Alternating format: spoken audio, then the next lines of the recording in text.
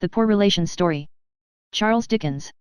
He was very reluctant to take precedence of so many respected members of the family, by beginning the round of stories they were to relate as they sat in a goodly circle by the Christmas fire, and he modestly suggested that it would be more correct if John, our esteemed host, whose health he begged to drink, would have the kindness to begin.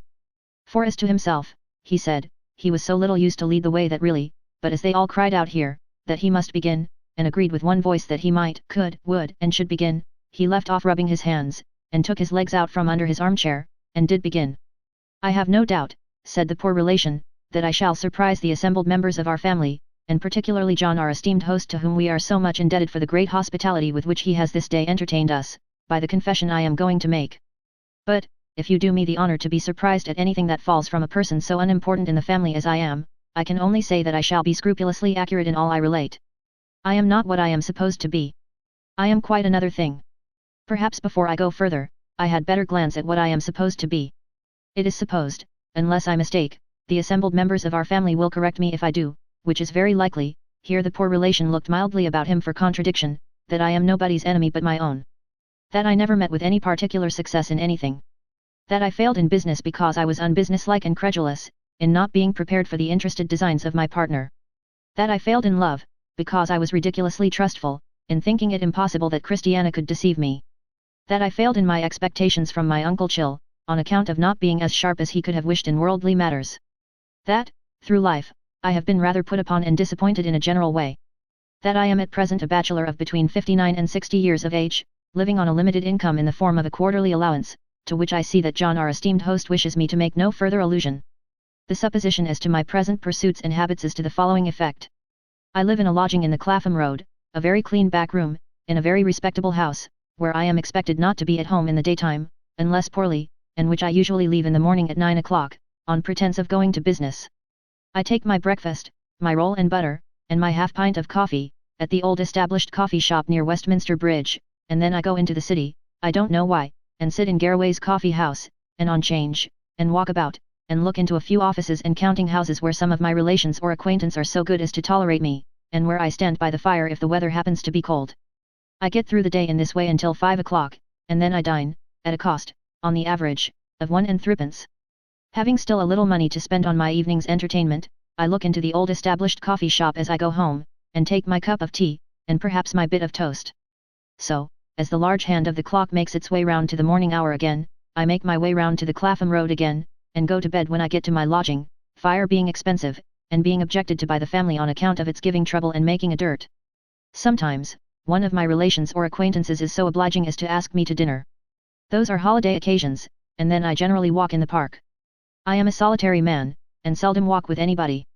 Not that I am avoided because I am shabby, for I am not at all shabby, having always a very good suit of black on, or rather Oxford mixture, which has the appearance of black and wears much better, but I have got into a habit of speaking low, and being rather silent, and my spirits are not high, and I am sensible that I am not an attractive companion. The only exception to this general rule is the child of my first cousin, little Frank. I have a particular affection for that child, and he takes very kindly to me. He is a diffident boy by nature, and in a crowd he is soon run over, as I may say, and forgotten. He and I, however, get on exceedingly well. I have a fancy that the poor child will in time succeed to my peculiar position in the family. We talk but little, still, we understand each other. We walk about, hand in hand, and without much speaking he knows what I mean, and I know what he means.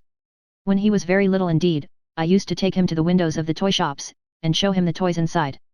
It is surprising how soon he found out that I would have made him a great many presents if I had been in circumstances to do it. Little Frank and I go and look at the outside of the monument. He is very fond of the monument, and at the bridges, and at all the sights that are free. On 2 of my birthdays, we have dined on Elamode beef, and gone at half price to the play, and been deeply interested. I was once walking with him in Lombard Street, which we often visit on account of my having mentioned to him that there are great riches there. He is very fond of Lombard Street, when a gentleman said to me as he passed by, "Sir, your little son has dropped his glove." I assure you, if you will excuse my remarking on so trivial a circumstance, this accidental mention of the child as mine, quite touched my heart and brought the foolish tears into my eyes. When little Frank is sent to school in the country, I shall be very much at a loss what to do with myself, but I have the intention of walking down there once a month and seeing him on a half-holiday. I am told he will then be at play upon the heath, and if my visits should be objected to, as unsettling the child, I can see him from a distance without his seeing me, and walk back again. His mother comes of a highly genteel family, and rather disapproves, I am aware, of our being too much together. I know that I am not calculated to improve his retiring disposition, but I think he would miss me beyond the feeling of the moment if we were wholly separated. When I die in the Clapham Road, I shall not leave much more in this world than I shall take out of it, but, I happen to have a miniature of a bright-faced boy, with a curling head, and an open shirt frill waving down his bosom. My mother had it taken for me, but I can't believe that it was ever like, which will be worth nothing to sell, and which I shall beg may he given to Frank. I have written my dear boy a little letter with it, in which I have told him that I felt very sorry to part from him, though bound to confess that I knew no reason why I should remain here. I have given him some short advice, the best in my power, to take warning of the consequences of being nobody's enemy but his own, and I have endeavoured to comfort him for what I fear he will consider a bereavement, by pointing out to him, that I was only a superfluous something to every one but him, and that having by some means failed to find a place in this great assembly, I am better out of it. Such, said the poor relation, clearing his throat and beginning to speak a little louder, is the general impression about me. Now, it is a remarkable circumstance which forms the aim and purpose of my story, that this is all wrong. This is not my life, and these are not my habits. I do not even live in the Clapham Road. Comparatively speaking, I am very seldom there. I reside, mostly, I am almost ashamed to say the word, it sounds so full of pretension, in a castle. I do not mean that it is an old baronial habitation, but still it is a building always known to every one by the name of a castle. In it, I preserve the particulars of my history, they run thus. It was when I first took John Spatter, who had been my clerk, into partnership, and when I was still a young man of not more than 25, residing in the house of my uncle Chill, from whom I had considerable expectations, that I ventured to propose to Christiana. I had loved Christiana a long time. She was very beautiful, and very winning in all respects. I rather mistrusted her widowed mother, who I feared was of a plotting and mercenary turn of mind, but, I thought as well of her as I could, for Christiana's sake. I never had loved anyone but Christiana, and she had been all the world, and oh far more than all the world, to me, from our childhood. Christiana accepted me with her mother's consent, and I was rendered very happy indeed. My life at my uncle Chill's was of a spare dull kind, and my garret chamber was as dull and bare and cold, as an upper prison room in some stern northern fortress. But, having Christiana's love, I wanted nothing upon earth. I would not have changed my lot with any human being. Avarice was, unhappily, my uncle Chill's master vice. Though he was rich, he pinched, and scraped, and clutched, and lived miserably. As Christiana had no fortune, I was for some time a little fearful of confessing our engagement to him, but, at length I wrote him a letter, saying how it all truly was. I put it into his hand one night, on going to bed. As I came downstairs next morning, shivering in the cold December air, colder in my uncle's unwarmed house than in the street, where the winter sun did sometimes shine, and which was at all events enlivened by cheerful faces and voices passing along, I carried a heavy heart towards the long, low breakfast room in which my uncle sat. It was a large room with a small fire, and there was a great bay window in it which the rain had marked in the night as if with the tears of houseless people. It stared upon a raw yard, with a cracked stone pavement, and some rusted iron railings half uprooted, whence an ugly outbuilding that had once been a dissecting room, in the time of the great surgeon who had mortgaged the house to my uncle, stared at it. We rose so early always, that at that time of the year we breakfasted by candle light. When I went into the room, my uncle was so contracted by the cold, and so huddled together in his chair behind the one dim candle, that I did not see him until I was close to the table. As I held out my hand to him, he caught up his stick, being infirm, he always walked about the house with a stick, and made a blow at me, and said, "You fool." "Uncle," I returned, "I didn't expect you to be so angry as this." Nor had I expected it, though he was a hard and angry old man. "You didn't expect," said he, "when did you ever expect? When did you ever calculate, or look forward, you contemptible dog? These are hard words, uncle." "Hard words? Feathers, to pelt such an idiot as you with," said he. "Here. Betsy Snap. Look at him." Betsy Snap was a withered, hard-favoured, yellow old woman, our only domestic, always employed, at this time of the morning, in rubbing my uncle's legs. As my uncle adjured her to look at me, he put his lean grip on the crown of her head, she kneeling beside him, and turned her face towards me. An involuntary thought connecting them both with the dissecting room, as it must often have been in the surgeon's time, passed across my mind in the midst of my anxiety. "Look at the snivelling milksop," said my uncle. "Look at the baby. This is the gentleman who, people say, is nobody's enemy but his own. This is the gentleman who can't say no. This is the gentleman who was making such large profits in his business that he must needs take a partner, t'other day. This is the gentleman who is going to marry a wife without a penny, and who falls into the hands of Jezebels who are speculating on my death." I knew, now, how great my uncle's rage was, for nothing short of his being almost beside himself would have induced him to utter that concluding word, which he held in such repugnance that it was never spoken or hinted at before him on any account. On my death, he repeated, as if he were defying me by defying his own abhorrence of the word. On my death, death, death. But I'll spoil the speculation. Eat your last under this roof, you feeble wretch, and may it choke you. You may suppose that I had not much appetite for the breakfast to which I was bidden in these terms, but I took my accustomed seat. I saw that I was repudiated henceforth by my uncle, still I could bear that very well, possessing Christiana's heart. He emptied his basin of bread and milk as usual, only that he took it on his knees with his chair turned away from the table where I sat. When he had done, he carefully snuffed out the candle, and the cold, slate-colored, miserable day looked in upon us. Now, Mr. Michael, said he, before we part, I should like to have a word with these ladies in your presence. As you will, sir, I returned, but you deceive yourself, and wrong us, cruelly, if you suppose that there is any feeling at stake in this contract but pure, disinterested, faithful love. To this, he only replied, you lie, and not one other word. We went, through half-thawed snow and half-frozen rain, to the house where Christiana and her mother lived. My uncle knew them very well. They were sitting at their breakfast, and were surprised to see us at that hour. Your servant, ma'am, said my uncle to the mother. You divine the purpose of my visit, I dare say, ma'am. I understand there is a world of pure, disinterested, faithful love cooped up here. I am happy to bring it all at once, to make it complete. I bring you your son-in-law, ma'am, and you, your husband, miss. The gentleman is a perfect stranger to me, but I wish him joy of his wise bargain. He snarled at me as he went out, and I never saw him again. It is altogether a mistake, continued the poor relation, to suppose that my dear Christiana, overpersuaded and influenced by her mother, married a rich man, the dirt from whose carriage wheels is often, in these changed times, thrown upon me as she rides by. No, no. She married me. The way we came to be married rather sooner than we intended, was this. I took a frugal lodging and was saving and planning for her sake, when, one day, she spoke to me with great earnestness, and said, my dear Michael, I have given you my heart. I have said that I loved you, and I have pledged myself to be your wife. I am as much yours through all changes of good and evil as if we had been married on the day when such words passed between us. I know you well, and know that if we should be separated and our union broken off, your whole life would be shadowed, and all that might, even now, be stronger in your character for the conflict with the world would then be weakened to the shadow of what it is. God help me, Christiana, said I. You speak the truth. Michael, said she, putting her hand in mine, in all maidenly devotion, let us keep apart no longer. It is but for me to say that I can live contented upon such means as you have, and I well know you are happy. I say so from my heart. Strive no more alone, let us strive together. My dear Michael, it is not right that I should keep secret from you what you do not suspect, but what distresses my whole life.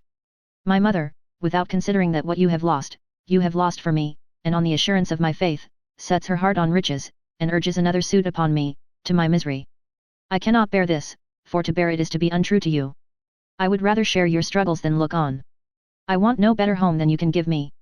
I know that you will aspire and labor with a higher courage if I am wholly yours, and let it be so when you will.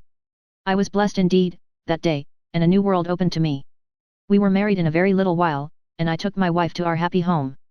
That was the beginning of the residence I have spoken of, the castle we have ever since inhabited together, dates from that time. All our children have been born in it. Our first child, now married, was a little girl, whom we called Christiana. Her son is so like little Frank, that I hardly know which is which.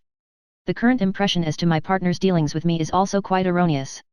He did not begin to treat me coldly, as a poor simpleton, when my uncle and I so fatally quarrelled, nor did he afterwards gradually possess himself of our business and edge me out. On the contrary, he behaved to me with the utmost good faith and honour. Matters between us took this turn on the day of my separation from my uncle, and even before the arrival at our counting house of my trunks, which he sent after me, not carriage paid, I went down to our room of business, on our little wharf, overlooking the river, and there I told John Spatter what had happened. John did not say, in reply, that rich old relatives were palpable facts, and that love and sentiment were moonshine and fiction. He addressed me thus. Michael, said John, we were at school together, and I generally had the knack of getting on better than you, and making a higher reputation. You had, John, I returned. Although, said John, I borrowed your books and lost them, borrowed your pocket money, and never repaid it, got you to buy my damaged knives at a higher price than I had given for them new, and to own to the windows that I had broken. All not worth mentioning, John Spatter, said I, but certainly true. When you were first established in this infant business, which promises to thrive so well, pursued John, I came to you, in my search for almost any employment, and you made me your clerk. Still not worth mentioning, my dear John Spatter, said I, still, equally true. And finding that I had a good head for business, and that I was really useful to the business, you did not like to retain me in that capacity, and thought it an act of justice soon to make me your partner. Still less worth mentioning than any of those other little circumstances you have recalled, John Spatter, said I, for I was, and am, sensible of your merits and my deficiencies. Now, my good friend, said John, drawing my arm through his, as he had had a habit of doing at school, while two vessels outside the windows of our counting house, which were shaped like the stern windows of a ship, went lightly down the river with the tide, as John and I might then be sailing away in company, and in trust and confidence, on our voyage of life. Let there, under these friendly circumstances, be a right understanding between us. You are too easy, Michael. You are nobody's enemy but your own. If I were to give you that damaging character among our connection, with a shrug, and a shake of the head, and a sigh, and if I were further to abuse the trust you place in me. But you never will abuse it at all, John, I observed. Never, said he, but I am putting a case, I say, and if I were further to abuse that trust by keeping this piece of our common affairs in the dark, and this other piece in the light, and again this other piece in the twilight, and so on, I should strengthen my strength, and weaken your weakness, day by day, until at last I found myself on the high road to fortune, and you left behind on some bare common, a hopeless number of miles out of the way. Exactly so, said I. To prevent this, Michael, said John Spatter, or the remotest chance of this, there must be perfect openness between us. Nothing must be concealed, and we must have but one interest. My dear John Spatter, I assured him, that is precisely what I mean. And when you are too easy, pursued John, his face glowing with friendship, you must allow me to prevent that imperfection in your nature from being taken advantage of, by anyone. You must not expect me to humor it. My dear John Spatter, I interrupted, I don't expect you to humor it. I want to correct it. And I, too, said John. Exactly so, cried I. We both have the same end in view, and, honorably seeking it, and fully trusting one another, and having but one interest, ours will be a prosperous and happy partnership. I am sure of it, returned John Spatter. And we shook hands most affectionately. I took John home to my castle, and we had a very happy day. Our partnership throve well. My friend and partner supplied what I wanted, as I had foreseen that he would, and by improving both the business and myself, amply acknowledged any little rise in life to which I had helped him. I am not, said the poor relation, looking at the fire as he slowly rubbed his hands, very rich, for I never cared to be that, but I have enough, and am above all moderate wants and anxieties. My castle is not a splendid place, but it is very comfortable, and it has a warm and cheerful air, and is quite a picture of home. Our eldest girl, who is very like her mother, married John Spatter's eldest son. Our two families are closely united in other ties of attachment. It is very pleasant of an evening, when we are all assembled together, which frequently happens, and when John and I talk over old times, and the one interest there has always been between us. I really do not know, in my castle, what loneliness is. Some of our children or grandchildren are always about it, and the young voices of my descendants are delightful, oh, how delightful, to me to hear. My dearest and most devoted wife, ever faithful, ever loving, ever helpful and sustaining and consoling, is the priceless blessing of my house, from whom all its other blessings spring. We are rather a musical family, and when Christiana sees me, at any time, a little weary or depressed, she steals to the piano and sings a gentle air she used to sing when we were first betrothed. So weak a man am I, that I cannot bear to hear it from any other source. They played it once, at the theatre, when I was there with little Frank, and the child said wondering, Cousin Michael, whose hot tears are these that have fallen on my hand? Such is my castle, and such are the real particulars of my life therein preserved. I often take little Frank home there. He is very welcome to my grandchildren, and they play together. At this time of the year, the Christmas and New Year time, I am seldom out of my castle. For, the associations of the season seem to hold me there, and the precepts of the season seem to teach me that it is well to be there. And the castle is, observed a grave, kind voice among the company. Yes. My castle, said the poor relation, shaking his head as he still looked at the fire, is in the air. John, our esteemed host, suggests its situation accurately. My castle is in the air. I have done. Will you be so good as to pass the story?